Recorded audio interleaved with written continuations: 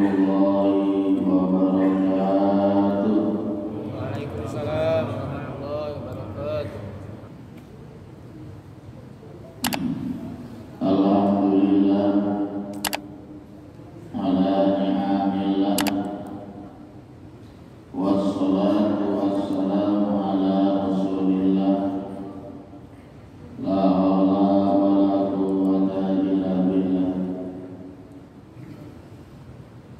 Qala Allah ta'ala fi kitabihil karim, a'udzu billahi minasy syaithanir rajim. Wa idh ta'adzana rabbukum la in syakartum la azidannakum wa la in kafartum inna 'adzabi lasyadid. Rabbi shrah li sadri wa yassir li amri wa hlul 'uqdatam min lisani yafqahu qawli. Rabbi zidni 'ilman nafi'an warzuqni fahman jayyidan bil-laili wan nahar. Yang saya hormati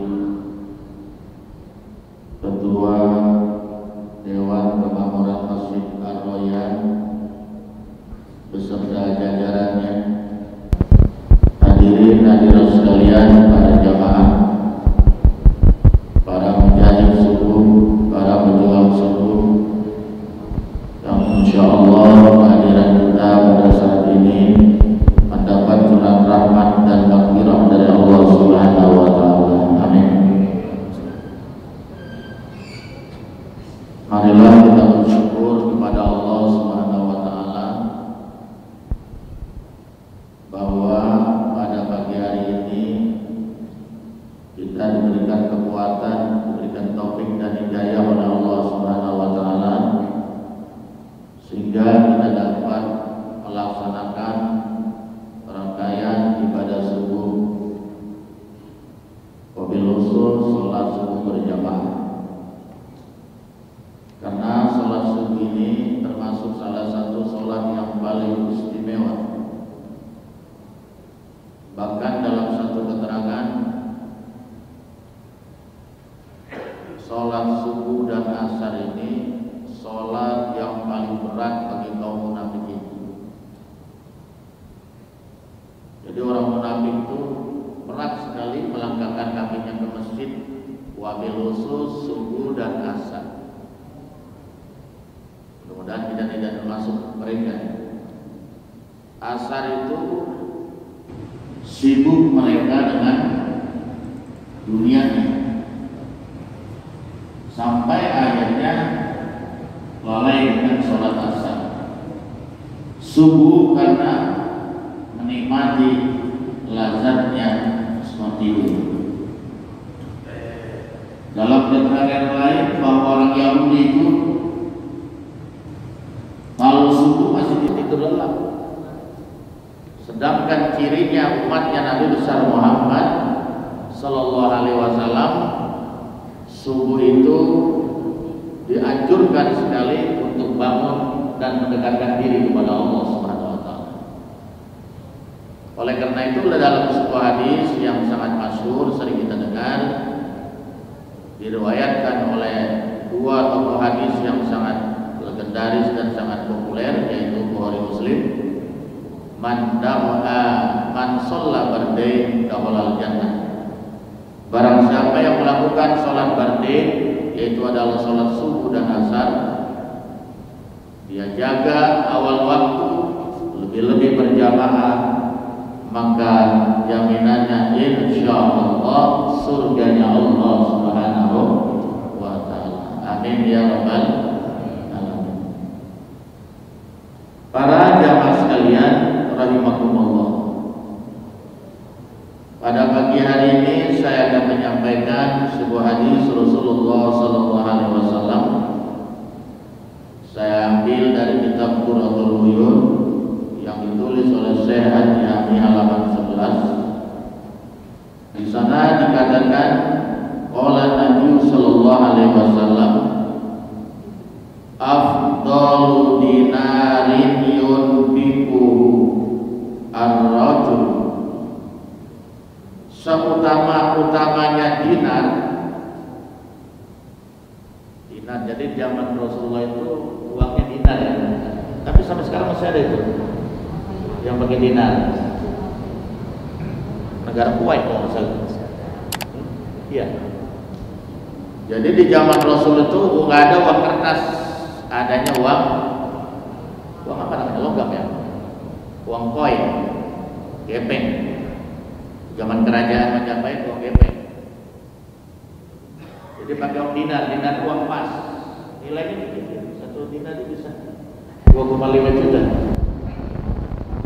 Ada lagi namanya dirham. Kalau dirham itu uang perak. Jadi memang uang dinar ini stabil terus, tidak mengalami inflasi, Pak. Pernah nggak uang emas itu turun nilainya? Ada ya? Jadi uang emas itu stabil.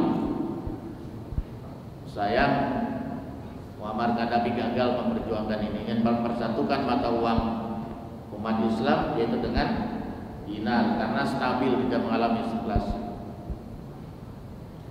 Jadi kata Rasulullah SAW, afdalu dinarin yunfiquhur rajulu, seabdol-abdolnya, seutama-utamanya dinar, uang. Iya, uang. Kalau kita sini rupiah, seabdol-abdolnya rupiah kalau di Indonesia. Yang diinfakkan, dikeluarkan, ditasarufkan oleh seorang laki-laki. Laki-laki biasanya mencari nafkah. Dinarun yunfikuhu ala iyali. Yang pertama yaitu dinar atau uang yang dibelanjakan atas keluarganya. Jadi bapak tuh nyari uang pagi sampai sore, ada yang pulang sampai larut malam ya. Demi apa? Demi memberikan nafkah kepada keluarga.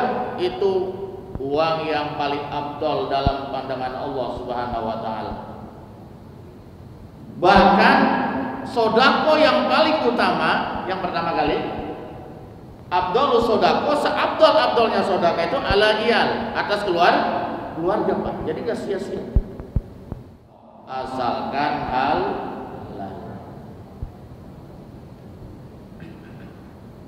Kita bersedekah mulu ya sama istri ya. Mana anak kita ya? Sedekah lu, Pak. Jadi kalau bapak itu mengeluarkan uang untuk anaknya, untuk sekolah, belajar agama dari tingkat TK sampai tingkat SD, terus sampai perguruan tinggi, bahkan sampai ke Timur Tengah, itu justru uang itu adalah sedekah yang paling utama. Dan nanti kalau anak kita menjadi anak yang soleh dan soleha, makanya kita dapat bagian pahala nanti di akhirat di hadapan Allah Subhanahu wa taala. Itu yang pertama. Yang kedua, wa dinarun yunfiquhu ala dabat fi sabilillah. Dinar atau uang yang kita miliki, yang kita berikan kepada dabah. Dabah itu apa ya? Ya binatang yang kita miliki, Pak. Mungkin bisa juga kuda. Kan kalau dulu kan kendaraannya apa ya? Ada roda 4, dulu kaki 4. Jadi dulu kalau perang itu ya, kalau ke jalan kaki ya pakai kuda. Dia punya kuda, dia punya onta, dia punya kerbau, dia punya apa saja, burung dan sebagainya. Apa yang dia miliki, dia rawat, dia kasih makan, dia kasih minum. Itu pun termasuk afdalus shodaqah. Itu juga bernilai sangat mulia dalam pandangan Allah Subhanahu wa taala. Bahkan dalam satu keterangan, kalau kita punya pohon, apakah itu pohon mentimun, apakah itu pohon jambu, apakah itu pohon mangga, kemudian sudah matang, ada burung yang datang memakan pohon kita, itu kalau kita ikhlas sedekah pahalanya buat kita. Jadi sedekah ini tidak hanya dengan manusia, Pak, termasuk dengan hewan. Hebat sekali gitu orang-orang beriman itu. Bahkan harta dicuri. Kita punya panen buah, kemudian buahnya dicuri oleh maling. Kita cari nggak ketemu, ya sudah, ikhlaskan saja. Itu kalau kita ikhlas, itu menjadi nilai sedekah walaupun dosa bagi si maling. Ya kan ya? Daripada kita ngerutuk gak ada pahalanya, betul nggak? Ya sudah, kita ikhlas. Itu menjadi sedekah. Luar biasa. Bahkan senyum saja bagi orang yang beriman kepada Allah itu sedekah. Masya Allah. Tabassumuka liwajhi akhika laka shadaqah. Senyumnya kamu saja berwajah manis, berwajah santun, itu nilai sedekah dalam pandangan Allah Subhanahu wa taala. Hatta membuang benda-benda duri apapun bentuknya di jalan yang mengganggu orang lewat, itu juga sedekah. Inilah kita beruntung menjadi orang yang beriman kepada Allah Subhanahu wa taala. Apalagi kalau sholat berjamaah semacam begini, duduk bersimpu bersama-sama di masjid yang notabene rumah Allah. Subhanallah. Ya, orang senyum aja sedekah. Dan yang selanjutnya, wa dinarun, dan dinar atau uang kita yunfikuhu ala ashabi fisabilillah, yang kita keluarkan untuk teman-teman kita yang sedang berjuang di jalan Allah, itu pun termasuk adalah dinar yang terbaik, nilai yang terbaik dalam pandangan Allah Subhanahu wa taala. Nah, saya mau bercerita, saya kutip dari kitab Rasul. Nah, kitab ini diberi komentar atau disarah oleh beliau. Ada sebuah cerita di sini, ada sebuah kisah. Ruwiya, diriwayatkan Al-Ghazali, Imam Ghazali, bin naumi, di dalam tidur. Berarti Imam Ghazali diimpikan gitu kan. Kalau melihat di dalam tidur berarti kan mimpi ya. Nah, Ruwiya Al-Ghazali bin naumi, diimpikan Imam Ghazali di dalam tidur. Jadi ada orang soleh yang mimpi. Pagilah kemudian dikatakan, ditanyakan lahu kepada Imam Ghazali. Dalam mimpi itu ada seorang bertanya kepada Imam Al-Ghazali, ma fa'alallahu bika, hai Tuan Imam Al-Ghazali, apa yang Allah lakukan kepada kamu? Dan ditanya Imam Ghazali bertemu dengan Allah dalam mimpi.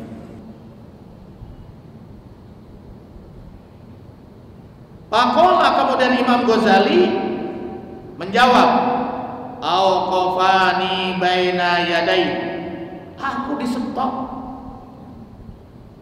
aku dipanggil menghadap di hadapan Allah.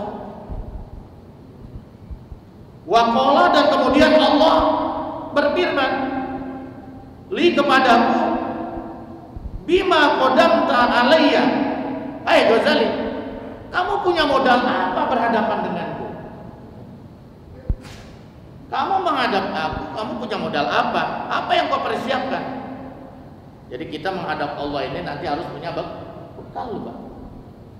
Tapi untuk proses menghadap Allah Subhanahu wa taala harus melalui pintu namanya al-maut, pintu kematian. Nah, kalau sudah mati barulah kita bisa nanti. Nah itu. Kemudian Imam Ghazali azkuru a'mali, dia menyebutkan satu persatu amal perbuatannya. Saya telah mengarang kitab ini, saya telah memegang kitab ini, saya telah melakukan ibadah ini, semua amal ibadahnya. Ulama besar, betul ya? Sebutkan itu semua amal-amal ibadahnya. Pakola, kemudian Allah menjawabnya, lam akbalha, Ghazali, tidak aku terima itu semua. Enggak diterima loh, Pak. Ini di sini begitu. Jadi Imam Ghazali mengatakan semua amal ibadahnya, prestasinya itu tidak diterima oleh Allah Subhanahu wa taala. Dan ini yang kita ngeri. Nah, makanya para orang-orang ahli zuhud, para tokoh-tokoh sufi dalam beribadah itu adalah yang diminta bukan karena takut neraka, bukan karena ingin masuk surga, tapi minta rahmat Allah Subhanahu, karena ini nilai yang tertinggi. Karena pada hakikatnya manusia nanti sebanyak apapun amal ibadahnya, karena Allah ingin menunjukkan kebesarannya, manusia dimasukkan atas nama rahmat Allah Subhanahu wa ta'ala. Jadi kalau Allah sudah merahmati, Allah sudah sayang dengan hambanya sekurang apapun, kalau Allah sudah rahmati, maka dia berhak untuk masuk surganya Allah Subhanahu wa ta'ala. Nah itu. Kemudian wa inna ma qabiltu minka zata yaumin, sesungguhnya aku terima amal ibadahmu pada suatu saat, pada suatu ketika, nazalat zubabatun, turunlah itu zubab. Apa zubab itu? Laler. Laler Pak, laler. Kemudian itu nemploklah itu, menghinggaplah itu zubabah soal laler alamida di kolamika, kata Allah.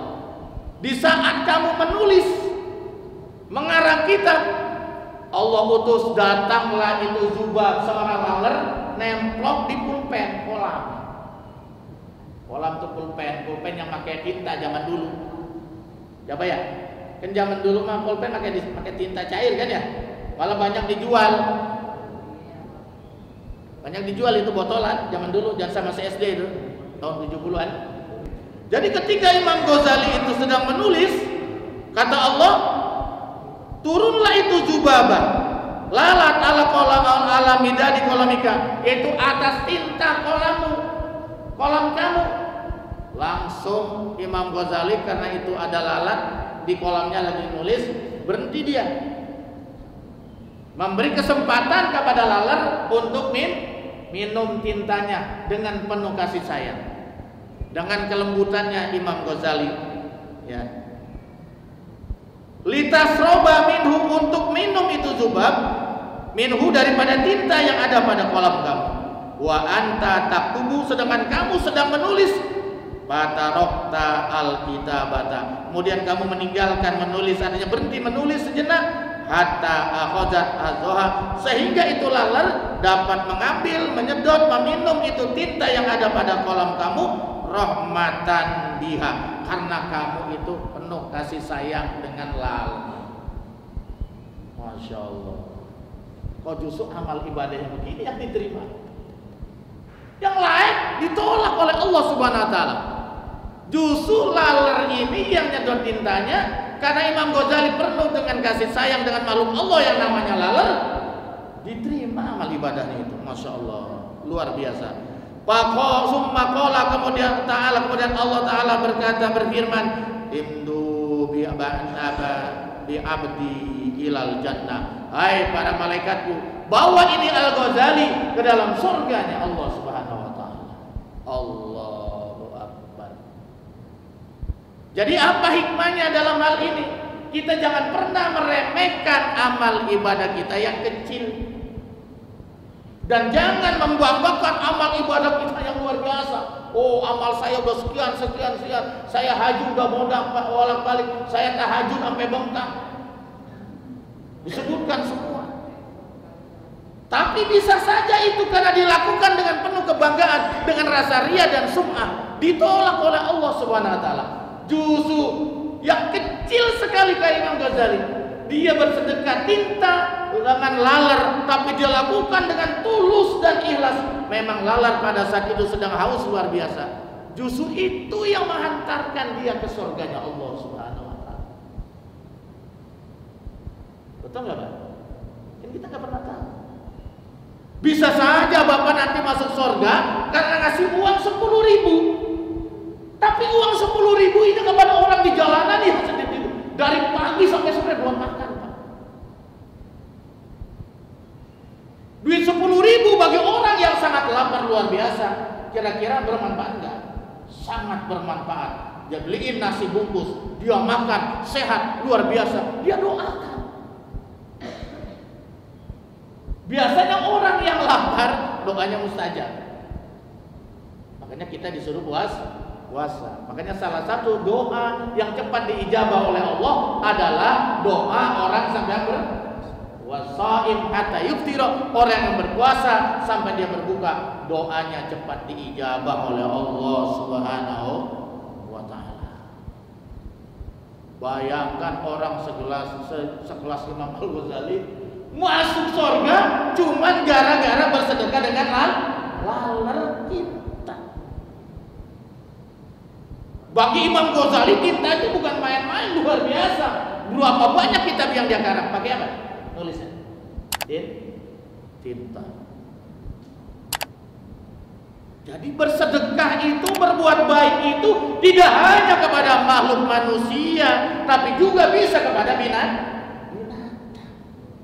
Karena binatang itu juga makhluk Allah juga. Ini bapak-bapak sekalian. Yang kedua, ada kisah seorang wanita pelacur masuk surga gara-gara memberi minum kepada anjing. Tapi bukan termasuk anjing hitam tadi yang dimaksud ya, yang hitam polos bukan. Seorang wanita ini kisah ini Rasulullah menceritakan bukan terjadi di zaman Rasul, tapi di zaman Bani Israel. Jadi sebelum Rasulullah, namanya cerita Bani Israel. Jadi seorang pelacur, Pak. Dia bertobat, taubatan nasuha. Terseok-seok berjalan. Suatu saat, di saat dia melihat ada seekor anjing yang hampir tersungkur, hausnya luar biasa. Seorang pelacur ini karena dia sudah bertobat, taubatan nasuha, dia ingin berbuat kebaikan meskipun dengan anjing. Dia cari itu air dengan susah payah. Dia copot itu sepatunya, terompaknya. Dia cari, kan kalau air di sana nggak kayak di sini ya. Mungkin sumurnya sangat dalam. Akhirnya dia temukan itu air, diminumkanlah itu dengan anjing, padahal dia sendiri juga hausnya luar biasa. Dia minumkan itu anjing sampai anjing akhirnya segar kembali dan bisa bangun kembali. Tapi di sisi lain diceritakan wanita ini juga lapar luar biasa, tapi dia karena ingin berbuat baik dengan anjing, diminumkanlah anjing. Akhirnya setelah itu wanita ini tersungkur mati, dan malaikat penjaga neraka, siapa namanya? Malik, dan malaikat penjaga surga Ridwan berdebat. Malaikat Malik ingin membawa ke neraka, kata Ridwan, oh jangan, dia sudah bertobat, dia sudah berbuat baik, memberi minum makhluk Allah yang namanya anjing, akan saya bawa ke dalam sorga. Akhirnya datanglah kepada Allah. Allah memberikan keputusan, sudah, wanita ini saya sudah ampuni, saya sudah rahmati, ampuni dosa-dosanya. Wahai Malik, bawa saja ke surga. Subhanallah. Cuman memberi apa? Memberi minum kepada anjing yang jelas-jelas najis mughaladh. Inilah mungkin ada kaitannya dengan hadis Rasulullah sallallahu alaihi wasallam, yaitu ar-rahimuna yarhamur rahman tabaraka wa taala. Orang-orang yang penuh kasih sayang, yang berjiwa lembut, maka dia akan dirahmati oleh Allah yang Maha Rahman. Itu.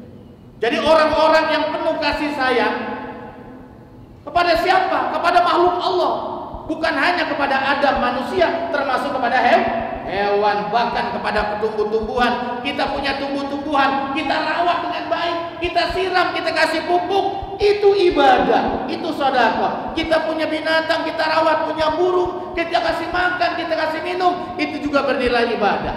Itu bernilai pahala di sisi Allah Subhanahu wa taala. Makanya irhamu man fil ardi yarhamukum man fis sama, kata Nabi. Hai manusia, sayangilah orang-orang yang ada di muka bumi, maka nanti makhluk yang ada di langit akan menyayangi kalian, yaitu para malaikat Allah. Luar biasa. Terakhir, ada cerbakan, kita pernah sering mendengar cerita, ada seorang perempuan masuk neraka cuman gara-gara yang pernah dengar? Pernah dengar? Udah tanya aja sama Profesor Doktor, saya Muhammad YouTube, saya Muhammad Google, betul ya? Kisah wanita dan kucing, keluar benar, betul ya? Iya, tapi nyari kita nggak punya. Itu ada seorang perempuan, Pak, masuk neraka cuma gara-gara menyiksa kucing. Kadang-kadang dibikin serem-serem kucing, nggak boleh juga. Gara-gara nabrak kucing kagak jadi ke kantor, betul nggak, dia pecah. Itu nggak? Ya nggak begitu juga. Kucing itu salah satu makhluk yang disayang oleh Rasulullah SAW. Kucing itu termasuk binatang yang jinak. Kenapa? Karena perempuan ini saking jengkelnya, mungkin karena dia punya olahannya dicolong oleh kucing. Lagi perempuannya mungkin saking kulit mending goreng pandan kuning kali dia. Colong dan sama kucing. Akhirnya dia marah besar. Kucing diisolasi, Pak. Mungkin ada virus kali itu ya. Kucing diisolasi, dikurung, Pak, dikarantina. Sampai sekian hari tidak dikasih makan, tidak dikasih minum, matilah itu kucing. Diceritakan perempuan ini masuk neraka. Nauzubillah min. Jadi kita harusnya sifat Rahman dan Rahim kita, karena Nabi diutus adalah sebagai makhluk rahmatan lil alamin. Kita jangankan dengan tetangga, jangankan dengan manusia, bahkan dengan makhluk Allah yang namanya binatang pun harus kita bersifat lembut, bersifat rahmatan. Begitu. Dan kita tidak hanya bersedekah, jangan hanya kepada manusia, bahkan dengan binatang pun kalau kita lakukan dengan tulus dan ikhlas, juga bernilai sedekah di hadapan Allah Subhanahu. Masya Allah. Kita nggak pernah tahu, Pak, sedekah mana kita yang diterima. Makanya kata Rasul, ittaqun nar walau bisyikki tamrah. Takutlah dengan api neraka walaupun sedekah dengan satu butir kurma, satu sobekan roti.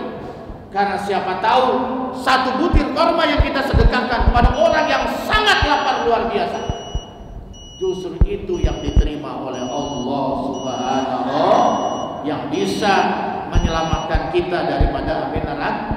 Amin ya